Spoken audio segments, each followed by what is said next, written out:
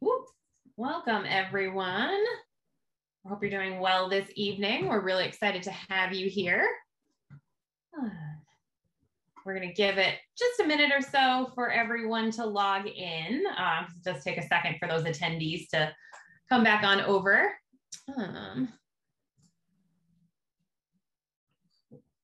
Where is my bar? It's being silly.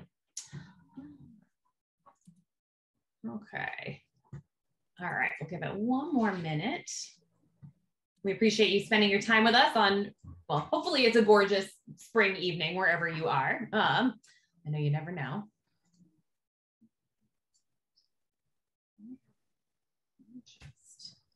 I had some issues with my screen. All right. Thanks, Deborah. We are looking forward to it as well. Yeah, feel free to hop in the chat and say where you are from and why you're joining us this evening. I know we've gotten a lot of questions about this webinar.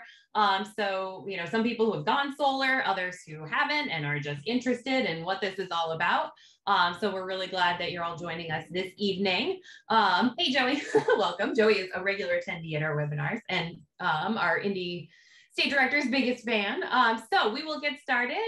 We've got a great program today with our partner from Rewiring America. So we're really excited to get started this evening. Oh, you can see the presenter view. I always hit that. Let's see, swap displays. Let's see, better. Awesome. So we will get started.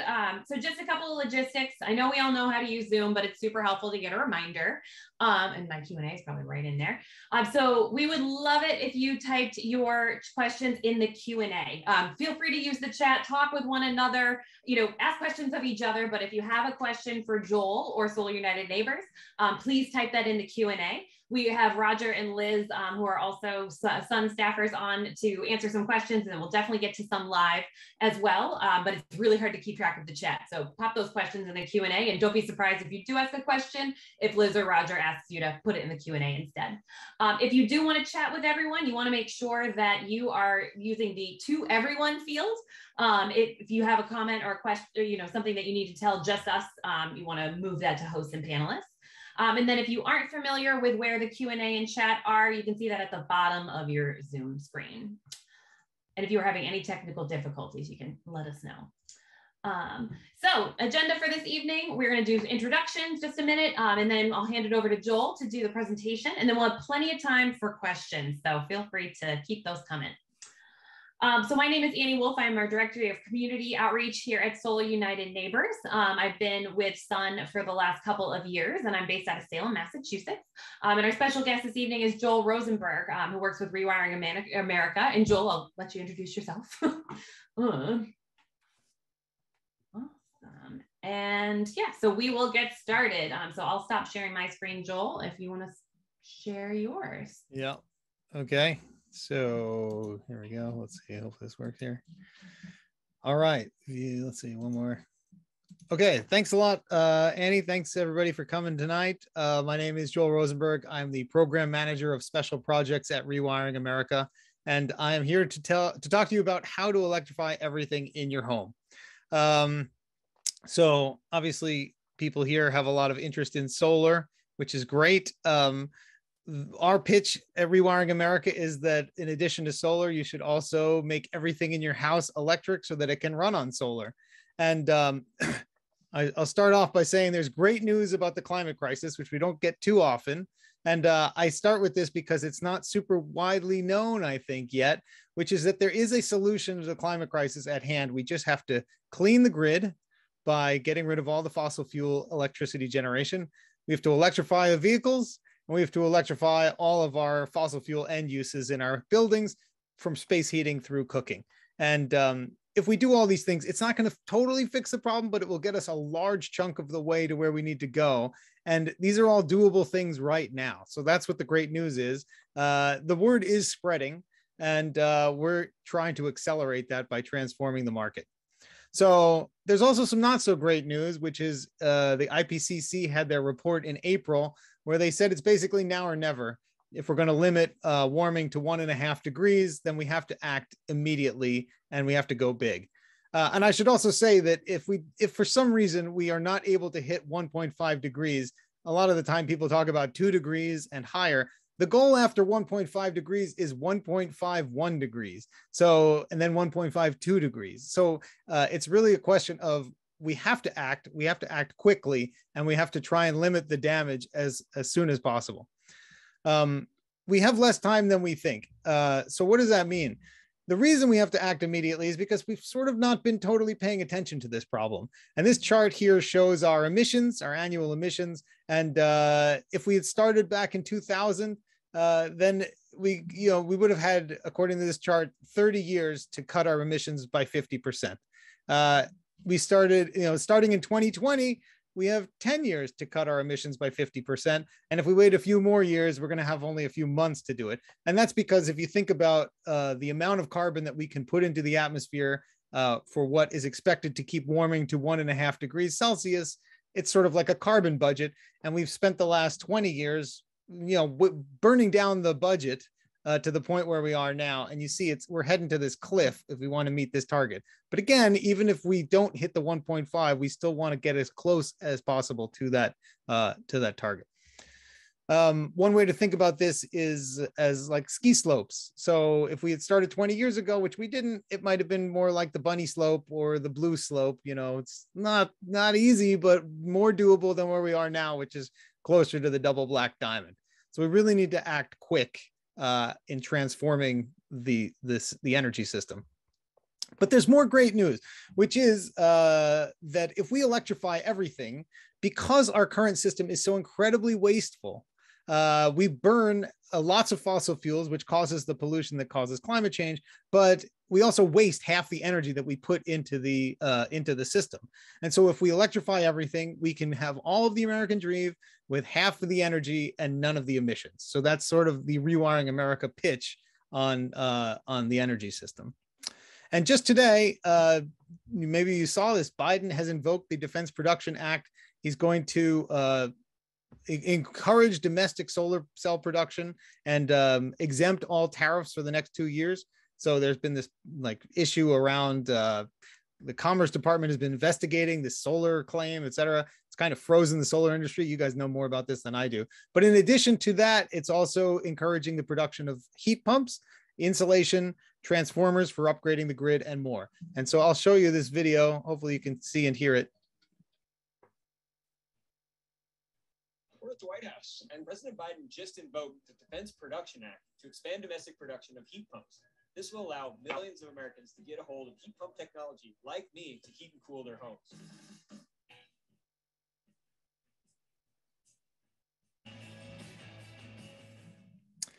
Could everybody hear that? Is that all right?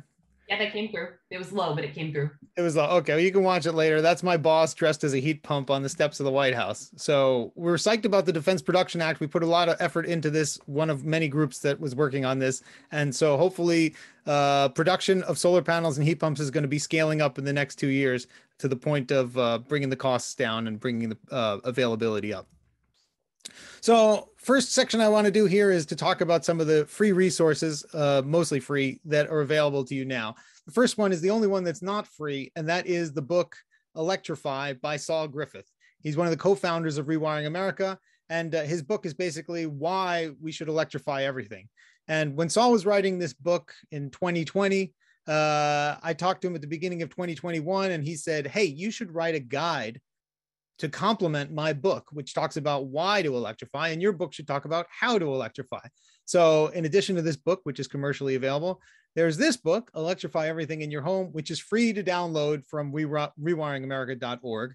And the goal of the book is basically to give you the background you need for making a plan to electrify everything in your home, and gives you advice and questions and understanding so that basically you can be a good client to the contractors you need to hire for the things you need to do. It has other information about solar and EVs, but a lot of it is more focused on like your heat pump to replace your furnace or your heat pump water heater, which all these things I'm going to talk about. So this is a free resource. I encourage you to download it. Another thing we have are these handouts, which are sort of small summaries of a couple of main ideas from the book, which if you need to, you can print these out.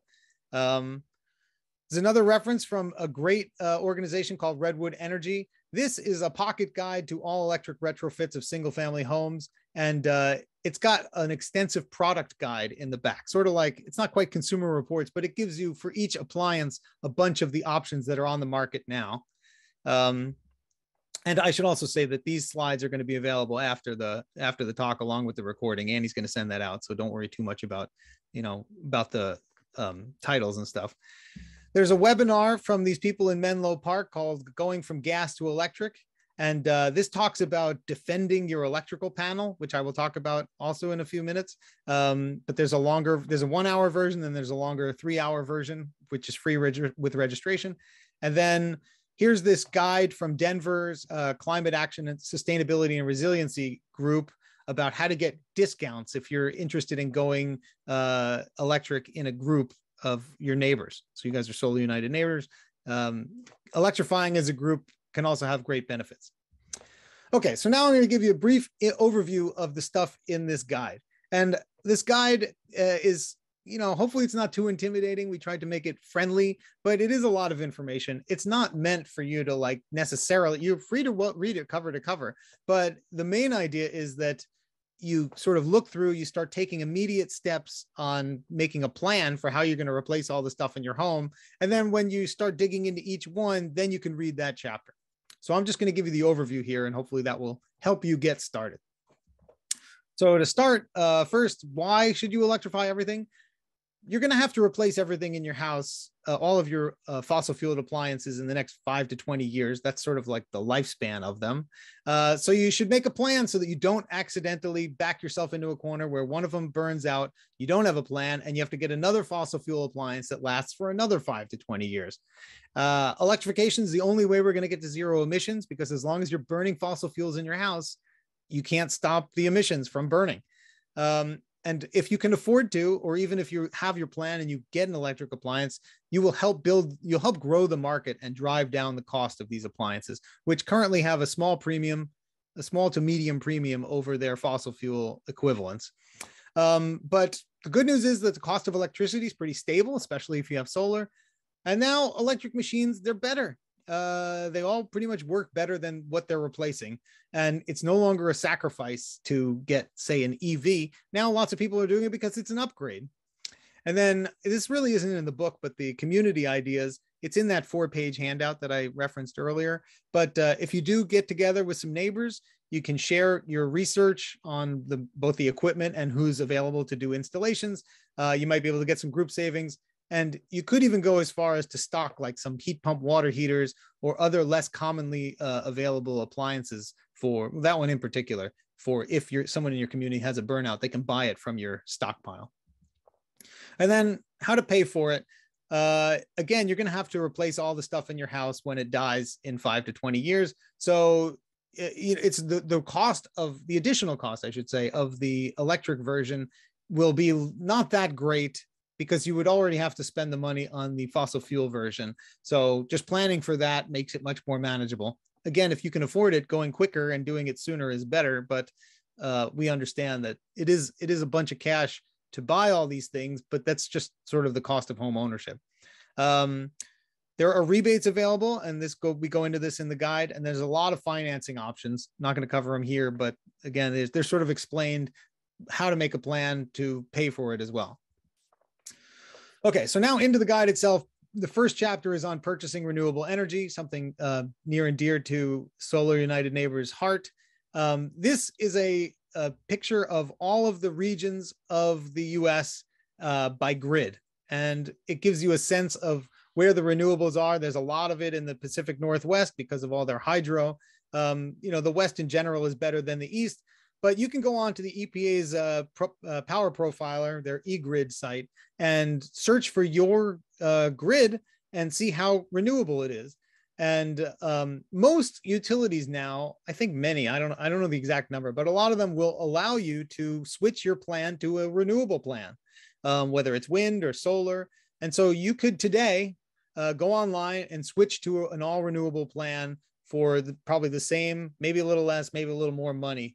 And that will help grow the renewable market for your utility. In addition to that, this idea from Nate Adams, who is he's Energy Smart West Virginia. He's like, hey, I will document how to switch to renewable power for my utility in Ohio. And it would be great if that existed for every utility in the country. Right now, it does not, but just sort of going through and documenting step by step how to go online and do it, or what to ask for when you call. And that would be a great service for your neighbors. So there's community solar available. There's community wind available in some places. And of course, there's rooftop solar, as you guys know. So we encourage all of those just to get to renewables quicker. The next chapter in the book is about electrical service, and electrical service is sort of like the electricity budget for your house. To fully electrify everything in your house, you probably need about 100 amps of electrical budget, if you will. And part of the webinar that I talked about before from Menlo Park, they talk a lot about defending the panel, which means that if a contractor comes and they're selling you a heat pump, or they're selling you a hot heat pump water heater, they don't necessarily care about electrifying everything in your home. And so they're just there to install their thing and sell you what equipment they have. And so it helps to have the number 100 amps in this case, at least, but probably 200 for many people who have solar in mind, so that you can pick your appliances so that you can fit everything into the panel. You might have to upgrade your panel. I think a lot of people do that when they get solar. You might also have to upgrade the utility service into your home, which is actually the number of amps that are coming in, that are available in your home. But the Redwood Energy Guide, if you look in the back of that, it has this, I'm not sure it's in the back, but anyway, they have this picture here, which gives you a visual representation of what your electrical panel looks like and how you could fit all of the stuff in your home on 100 amps. And then they have a separate one pager that shows a couple of examples of like this thing here on the left is the power sharing. It's basically a power strip for high voltage appliances, so that you maybe share a couple of spots on your panel between your stove and your EV, which are unlikely to really be needed at the same time all the time. You could get something like a combo washer dryer to save space on your panel. And there are also, if you get a heat pump and you need a central air blower, those can also take up the same amount of space on your panel. So that's just a way of thinking about how to fit everything in, sort of like a puzzle. And then there are newer appliances that are like, people are probably familiar with the Nest thermostat, which is like the people from Apple went and started a thermostat company that's more like an iPhone. The Span people, and there are a couple of other types of electrical panel companies doing the same kind of thing. They like added computer smarts to it so that it can better manage the electrical distribution in your house and can really help prevent an upgrade as well as making the experience better. So that's just something to consider. Okay, so now we get to chapter 3, which is heat pump, space heating, and cooling. A heat pump, if you don't know already, it's basically an air conditioner that has a little valve that lets it reverse, so that instead of making your house cool and it's slightly warmer outside, it makes your house warm and slightly cooler outside.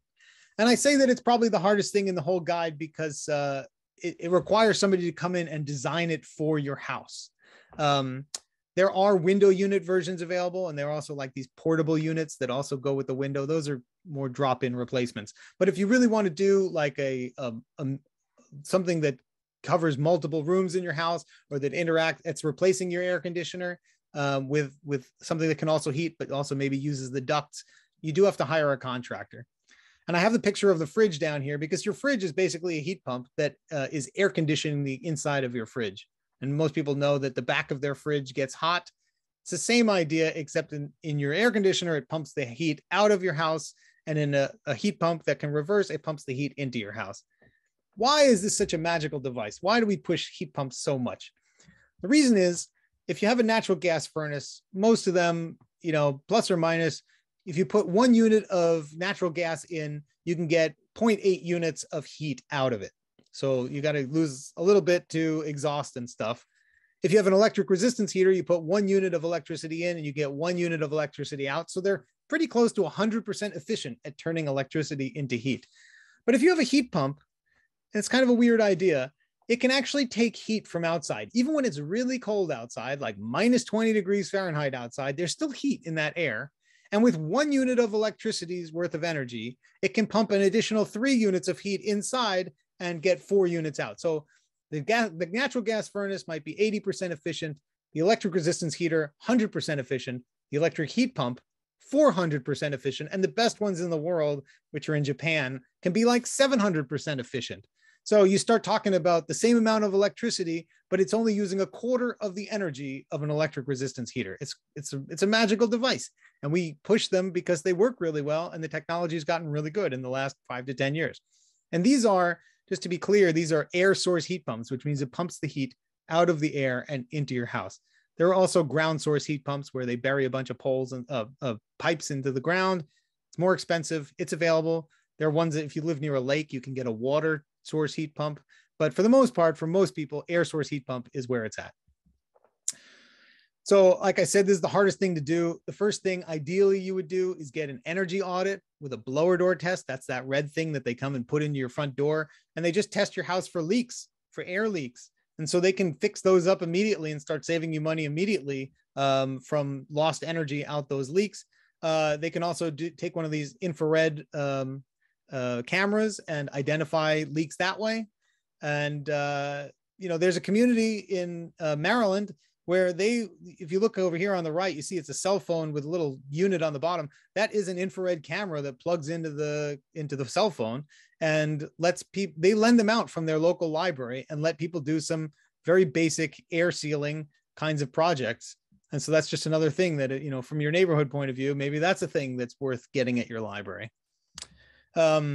After you do your energy audit, the next thing you're going to want to do is call some contractors. And there are a lot of not very heat pump friendly contractors, depending on where you are in the country. They will probably talk you out of it or try to talk you out of getting a heat pump. But one thing you can do, this is not in the guide, but again, it's in these slides, is when you make the initial calls to the contractors, you can ask them, one, are you going to do a manual J calculation? And what that means is they look at all of your windows and where your house is located and which direction it's facing. And they figure out how much heating and cooling your house in your location needs. So you say, are you going to do a manual J? Will it include room-to-room airflow? And what types of inverter heating do you sell? If they can't answer any of these questions or can't answer any one of these questions, consider moving on. If they can give you a reason why they might not do a manual J or why they might not do room-to-room, that could be okay. But they should at least have the ability to do it. And if they can't answer, just call the next one. But the thing I want to say is that if people on this call all called a few contractors tomorrow and maybe got some friends to call contractors, the ones who want to talk you out of it will be like, wow, I got a bunch of phone calls this week asking about heat pumps. Maybe I should consider installing them. And installing them is not really any different than installing an air conditioner. They just don't do it because they're used to selling fossil fuel furnaces. And so we're trying to transform the market, and you guys can help by starting to make those calls to contractors, which will also help you identify somebody so that when you're ready to replace your furnace, you know who to call. You can also get quotes. And then this is in the guide. There are a bunch of different variations of these heat pumps. On the left here, you got the mini split, which is like a suitcase size outdoor unit that connects to an indoor unit. If you look on the back here, this high wall mount is what a lot of people, if you think at all of a heat pump, you think of that thing. But they have other ones that go into the ceiling, so you don't have to have that on your wall. They have low wall mounts that are more like a radiator. And they even have ducted mini splits, which can cover more than one room.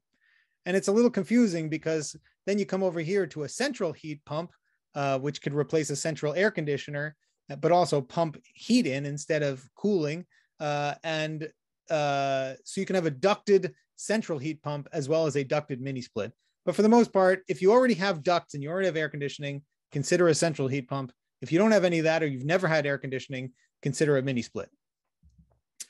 And I will add that something I forgot in the guide and was not pointed out, unfortunately, is there's also these air to water heat pumps. So if you have forced hot water heating, you could consider a hydronic heat pump. And Redwood Energy's guide has options on this front. And then I will also show this slide, which is, this is from the IEA, the Information Energy Administration, is that it? International Energy Administration, which shows the adoption of heat pumps that are commensurate with a 1.5 degree world. And these are the global installs of heat pumps through 2020. And then they have these red lines over here, the red bars for 2025 and 2030. So we're looking to essentially 3x by 2030, the number of heat pumps installed. And so you can consider yourself, if you go the heat pump route, part of this global movement to try and hit 1.5 degrees Celsius. We're going to have to get up to about 700 million in the next 10 years. Okay, so the heat pump, like I said, that's the most in-depth I'm going to go because it's the hardest one and I want people to get going on it. The rest of these, each one of these slides has its own chapter in the book, but I'll just give you the quick overview. So heat pump water heater, same idea. You have a heat pump that can pump heat from your garage or your basement into your hot water. They work really well. Most people don't have huge hot water demands. And you can either get one, the one on the right here is like a replacement for your current tank. It's an integrated unit that has the heat pump on top. And then if you live in a cold climate, you might want to consider getting a split unit, which is more like the mini split for the heat pump, but it has your water tank inside and the unit outside. And these are also nice if you live in a warmer climate because they're quieter, but they are more expensive. They also use carbon dioxide. Currently, the one that's on the market here is a Sanden unit from Japan, and it uses CO2, which is it's just the stuff that does the heat pumping. It's like the low temperature boiling refrigerant. It's only carbon dioxide as opposed to other things which are worse for heat trapping. So that's just another thing to consider. Oh, and I also want to point out, ideally, you would get a 15. If you're going to go with a 240 volt heat pump, the standard currently is 30 amps, which means it has backup resistance heat. But you can get one that uses only 15 amps. And then 120 volt ones that plug into a regular wall outlet are coming. Okay. Electric cooking. There's been a big deal lately about how gas stoves are polluting your house. And it's true. It makes sense, right? If you're burning natural gas in your kitchen, it's probably not going to be great for you. But people don't love the old coil electric resistance heaters because they're a little hard to control.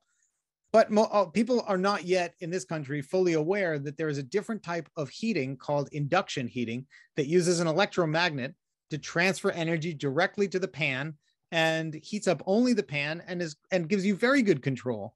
And you know, they're much safer in that, like, they're not burning fossil fuel. They don't get too hot to the touch, and you can buy one for $50 to $100 to try out. And you can check your pans to see if they'll work. They do have to be magnetic pans since it's using an electromagnet. So if you take a magnet off of your fridge and you touch it to your pans, if it sticks to the pan, it will work with an induction stove. And again, you can get one for $100 to try. I'm a renter. The book also, I should say, that Electrify Everything in Your Home has advice for renters. I'm a renter, and I just have one of these single induction burners on top of my gas burner, and we use this almost exclusively now. You can get a clothes dryer that is ventless, meaning that there's no vent out the building, and it just condenses down the water and into a little container that you either have to dump out or can drain, which is nice because you don't have a hole in your wall. But there are two main different types. There's the condensing dryer, and then there's the heat pump dryer. But really the best thing is still to hang dry your clothes if you have the time. And if you have an electric resistance dryer, that's fine too. You can consider one of these when those burn out. But if you have a gas dryer, you might want to consider changing earlier, but it's a relatively small amount of gas. And that's more on the path to totally capping your gas line. And then chapter 7 is electric vehicles. So those are pretty well understood. I will just say that when I started researching this, I didn't realize that they come with, all electric cars come with a regular cable that you can plug into a wall outlet and charge like 40 miles worth of range overnight.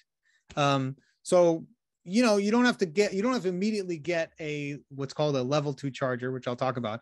And I encourage you to go online, identify some cars you might want to test drive, go test drive them so that you have a sense of whether you'd want to buy one of these. And then you can look online for places you could charge and plan some routes. And then the 240 volt charger, which will charge more like 200 miles overnight if you do a lot of driving. There's a bunch of different versions of these that can either be plugged in or can be hardwired. One idea of like trying to defend the panel, meaning like don't use as much space on the electrical panel if you don't need it, is to buy one of these chargers that has an adjustment so that you can start with a lower amps for charging. It's slower, but it also takes up less space. and then see if that'll work for you. It'll be faster than just plugging into the regular wall, but it won't take up, 50 amps on your 100 amp panel. And then last is Rooftop Solar. So this is an image that I actually adapted from a Solar United Neighbors handout. But as you probably know, you can go online to energysage.com and get a quote almost instantly for solar on your address's house. And I think now a lot of them are coming with battery quotes, because another thing I was surprised about, solar will not work in a grid outage. So you do need a backup battery so that your solar will continue to be able to charge your battery. And then getting cheaper. And if you can afford it, it's a great thing to have. Hopefully in the next year, couple years, you'll be able to use an electric vehicle as your backup battery. Still use it as backup to run your house. Okay, so what other things can you do? That's a summary of the guide. I'm trying to leave time for questions here. There's more detail in there, but the key idea is to just get going. Other things you can do, of course, as always, encourage your politicians to electrify. And so we have a program at Rewiring America called Mayors and Municipal Leaders for Electrification. And you can tweet at your mayor or your elected local officials and ask them to join. And then, of course, call your state and federal elected representatives and urge them to try to fund climate solutions. There is hope that the climate provisions from Build Back Better will pass. It is pending.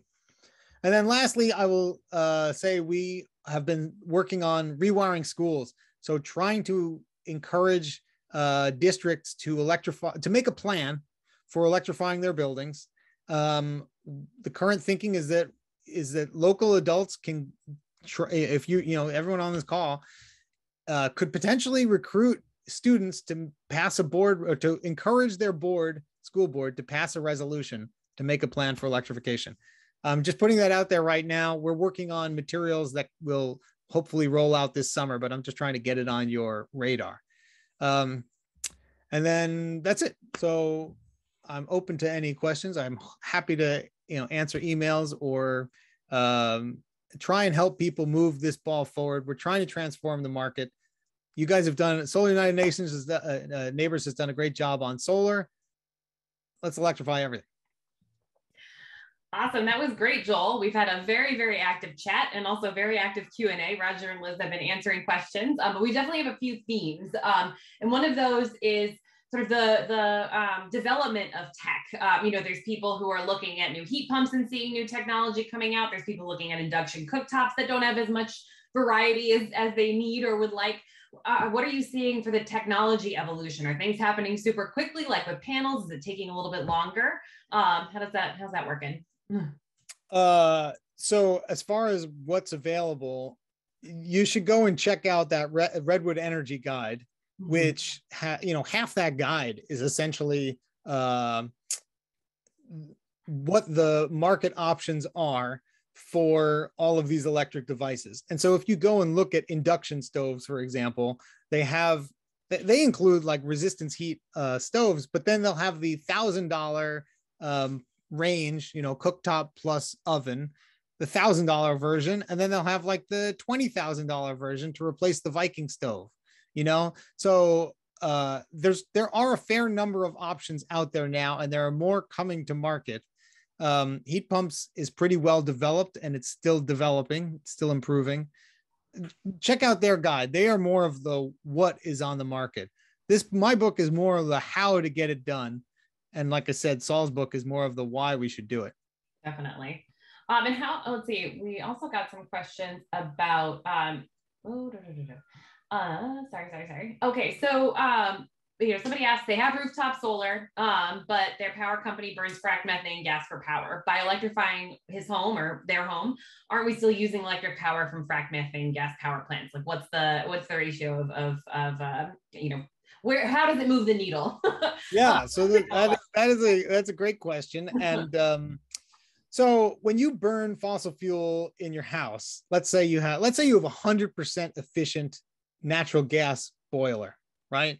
And you get 100% of the natural gas into your house as heat. if you get a heat pump that's 400% efficient, then you are reducing the energy requirement to 1/4 of what you had been using. And then let's say you're moving it over to your fracked gas electricity power plant that is 1/3 efficient, right? You are still burning fossil fuels in order to run your thing, but it's kind of a wash. In fact, there's, there can be a plus or minus benefit of like it's using 1/4 of the energy, but they're only getting 1/3 of it out to you.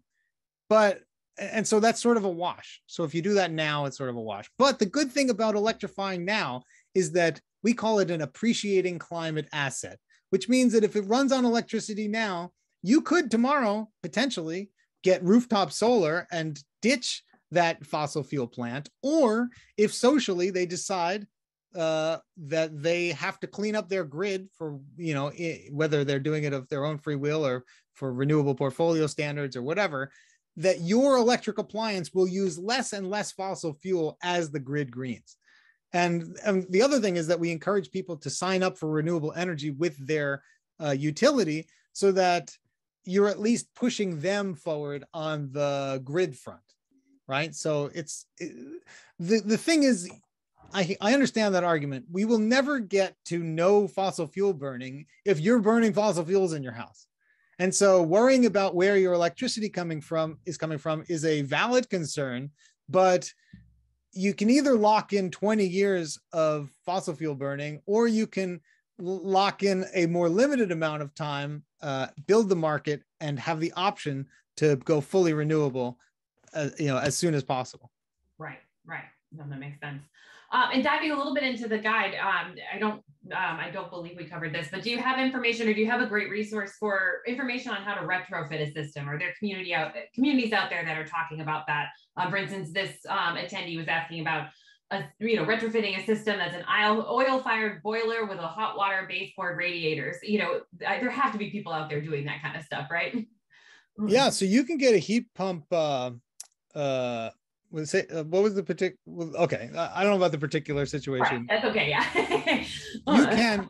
So you can get a heat pump that works in concert with your existing boiler or with your existing furnace.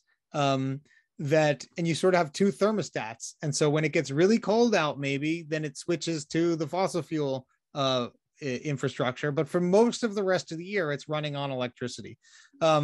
There's lots of variations available. The tricky part is finding a contractor who is going to give you what you want.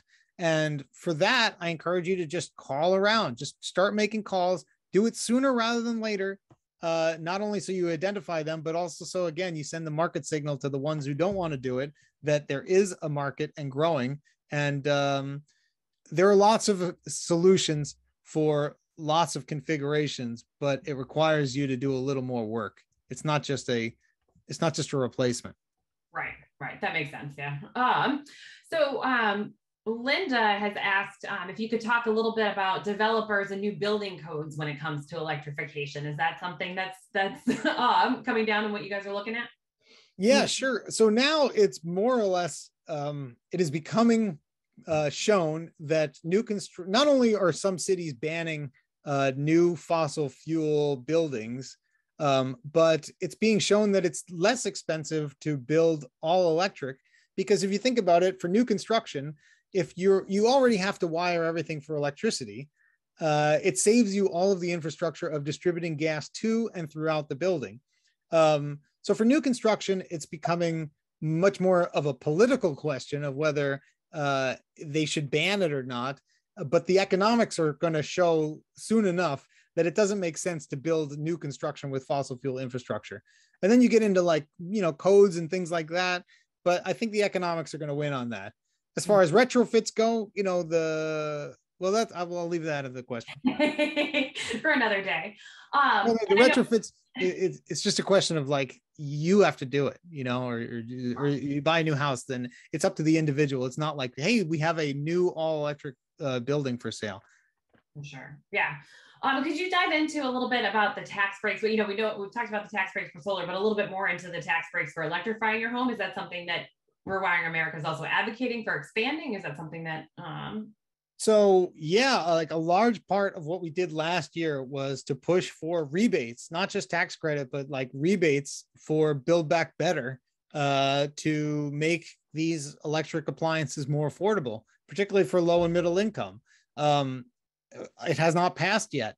And so the tax incentives, there were tax incentives, as I understand it, there were tax incentives that expired at the end of last year for building infrastructure that was not just solar. The solar one persists until I believe 2024. But we are trying to get rebates passed. And it's currently, as I understand it also, I'm not on the policy team, but my current understanding is that if you hear in the news that the climate provisions of Build Back Better are still being negotiated and possible that they will pass, I believe they will still include rebates for these appliances. And so the thing that happened today with the Defense Production Act is like the first piece, hopefully, to expand production. And hopefully the second piece is they pass the cash that will help people buy these things. Yeah, for sure. So let's see. Wally asks, where did it go? So Wally now has natural gas powering his range, clothes dryer, and hot water. If he can only do one of those right now and convert to electric, which one would be the most efficient? Which one would be the best one to go for first? Hot water. So our estimates, these are rough averages, but it's like if you were to talk about, and this is in the guide in the chart near the beginning, an estimate is that for most people, driving is about 50% of your emissions. And that's often, considered a separate category, but you have control over it at home. After that, 25% of your emissions are from home heating. 12.5% is from hot water. I think it's like 5% from cooking and 3% from clothes drying, or vice versa, something like that. So the beauty, I will say, of hot water heating is that one's pretty easy to do. It can be slightly challenging to get. Not challenging. You need somebody to come in and wire. If you're going with the 240 volt version, you need somebody to wire the 240 volt outlet for the heat pump water heater. But it's more or less a drop-in replacement, and they work great. So it's a pretty high leverage, fairly affordable, somewhat impactful from a climate point of view thing that you can do easier than the heat pump water heater. And I encourage everybody, easier than the heat pump, which is, again, more of like a design problem for your house. I encourage everyone to work on getting a heat pump water heater. I encourage everyone to do everything, but like that's a good one to target. That's a good one. And somebody had asked in the chat too whether there were tankless heat pump hot water heaters, but that seems to be not. No, that is a good question. And so the thing is, the heat pump water heaters are slow because they're essentially slowly pumping the heat from the surroundings. You again, either like your garage or your basement. They're slowly accumulating that heat into your water heater. And they can get pretty hot, but it takes a little while to get it all in there. But that's fine because we don't use hot water that much. And when it pumps the heat into the tank, into the water in the tank, it's essentially what we call a thermal battery. So it's essentially taking electricity and storing it as heat in the hot water. And that's one way to think about it. So like, running it at night when electricity is cheap is one option. Running it during the day, when solar is bright, is another option. But you can't have it be instantaneous because it can't get the heat in there fast enough. And so there's no tankless. People used to say, and I think it might have been true, that tankless was the most efficient, but heat pump water heaters have blown away the tankless natural gas water heating, because at best, those are going to be 100% efficient. And the heat pump water heaters are, again, like 300-400% efficient. And by that, I mean 1 unit of electricity in, 3 units of water heating out. Mm-hmm. For sure. Since we're on heat pumps, Richard asks, wouldn't a heat pump hot water heater cool your basement and increase condensation problems in your basement? No, quite the opposite. It's a great question. Also, it dehumidifies your basement because as it does cool your basement down or your garage, but as it cools down, the water that is the humidity in your air condenses back into water, so I should say the water vapor condenses back into water. And so one thing that you do need for a heat pump water heater is a condensation plan. You need a place for the condensed water to go. But one thing people like about them is that it will help with moisture issues in your garage or your basement. So it's the reverse of what you think. It's not a humidifier, it's a dehumidifier. Mm-hmm. Okay. And another HPWH, people are starting to abbreviate. Yeah, HPWH. I love it. So what Bruce is asking what your thoughts are on solar water heating panels, not PV paired with. Sure. Yeah. I mean, that's fine. Like those are more complicated, and you have, you have water flowing up. If you have that, that's great. If you don't have that, it's not necessarily, it's like, it's more expensive and it's more complicated, and it takes up probably space on your roof that you could use for solar panels. The Sean Armstrong from Redwood Energy says basically like, you could think of a heat pump water heater as a solar thermal, sort of like a solar thermal hot water heater, in that it is taking the heat from the air and pumping it into the water instead of like directly from the sun. It's sort of like an indirect solar water heater. Gotcha. Nice. So let's see. And then where are we at? So one of our attendees is asking, they want an induction stove, but there's only a 120 volt outlet behind the gas stove. Are there any workarounds? So one workaround is to get you might not like this, but to get one of those $100 induction burners, just a single burner there or a double burner, or two separate ones, and put them on top of your stove, and that'll work perfectly fine. Those run on 110 volt, 20 amp outlets. Another option that has not been brought to market, but it is a research project at this point, is to try and put some batteries into an appliance in order for them to be able to store up the energy. Same kind of thing. Like when I showed that slide where it's like sharing the stove and the EV charger on the same circuit. When you start using the stove, it cuts off the EV charger. It would be the same kind of thing where like it would charge your battery in your stove during the day, and then it would use that energy when you wanted to cook, right? So it would like it would kind of this might be confusing to people, but it's like the same way your heat pump water heater stores up energy over time, and then you use it when you take a shower. Here, your stove would store up energy over time into the battery, and then you use it when you cook. I guess the same idea is like when you drive, you store up energy overnight and then you go out and drive. So it's just building excess space into the system so that when you do need the energy, it doesn't all have to come from the grid. Gotcha. Yeah. But that's not on the market. In the short term, if you don't want to wire for a 240 volt, then you can either go with, you should go with the plug-in version. You should do that anyway, probably, to see if you like it. But I think most people who try it, I love it. That's awesome. Sorry, along those lines, but Ramsey asked if you know anything about infrared plate heaters. He's heard those are good for task heaters. He's gone totally electric except for forced air heat, and he uses task electric heaters and almost never uses their propane heat. He lives in Malibu, California. I don't know too much about them. I mean, space heaters in general, if you live in Malibu and you only need a little bit of heat, I think that's fine. I live in Northern California, and I used to like huddle over back when, this is a long time ago, but I had like a one of those lizard lamps. It's not quite like an infrared. It's not quite as effective. Back when I was like, I'm really going to check, because I also had a gas heater. I don't necessarily recommend that. And space heaters in general, they're okay. It's not going to be nearly as comfortable as if you go with a full heat pump. And like I was saying, there are coming to market window unit heat pumps. There are already portable heat pumps. I think there are already window units. There's already portable units, by which I mean like maybe you've seen those like standalone units with the dual hoses that go to the window. You can buy those in the heat pump version. And so you could try one of those. Those are a little, those are maybe like $600 to $1,000 or something like that. Or you could go full heat pump and like, do the mini split and really get the benefits of like, people seem to like how comfortable it is.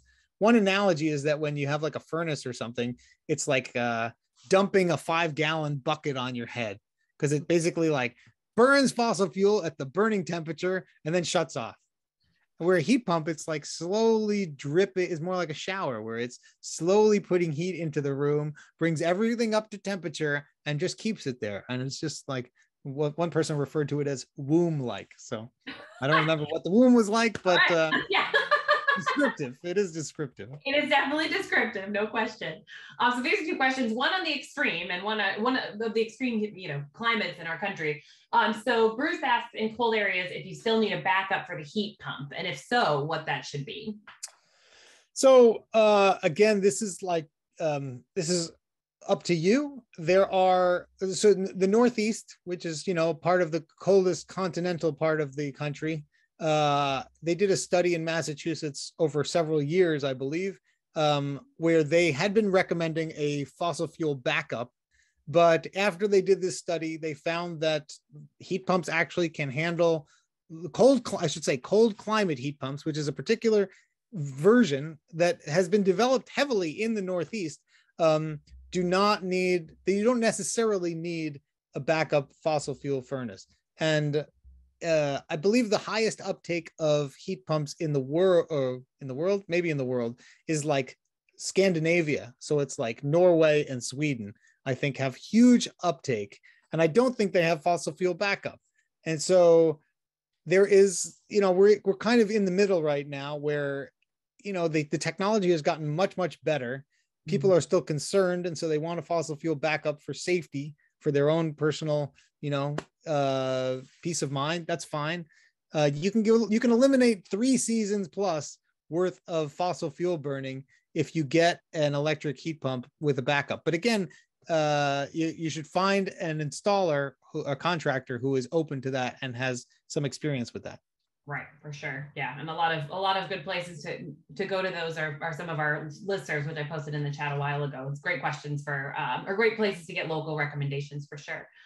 So on the other side, in Houston, Texas, I was told that a heat pump water heater wouldn't work in Houston, Texas, because the hot water tank is in an attic and it gets too hot in the summer.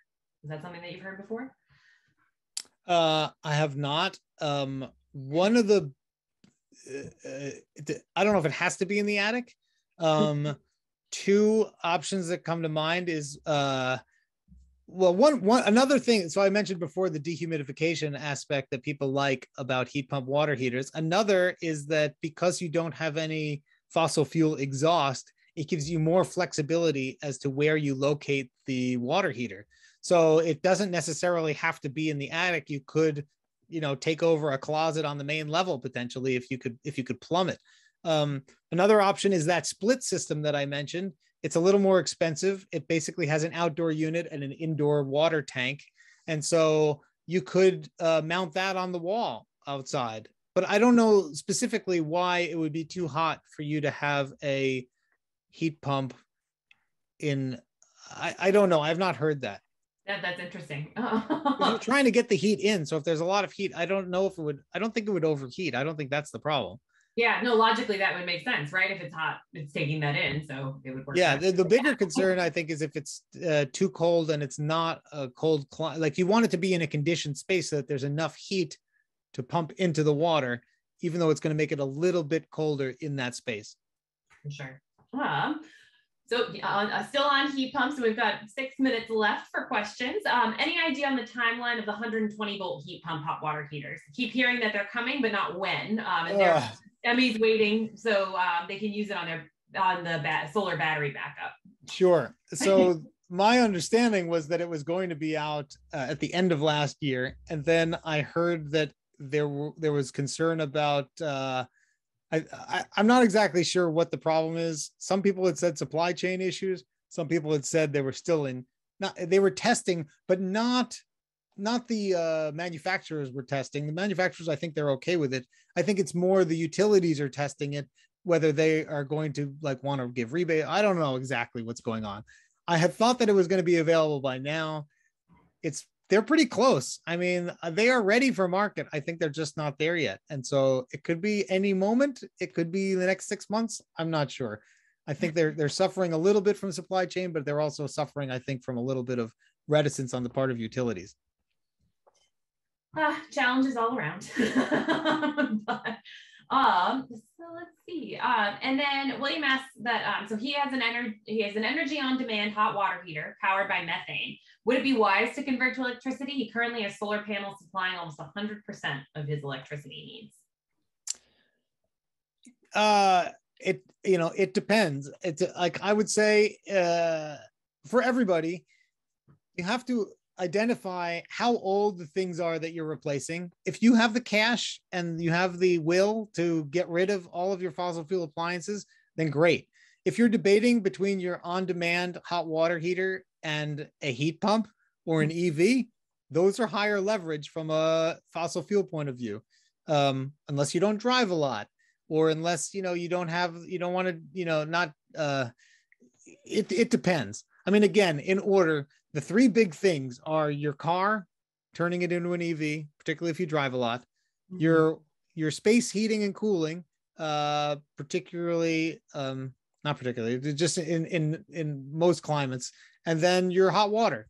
And so it depends. Check out the guide and just look it over. No matter what, I encourage everybody to, there's like a chart in the beginning of the book that has sort of lays out what some of the benefits and not drawbacks, but like what the trade-offs are among the different appliances.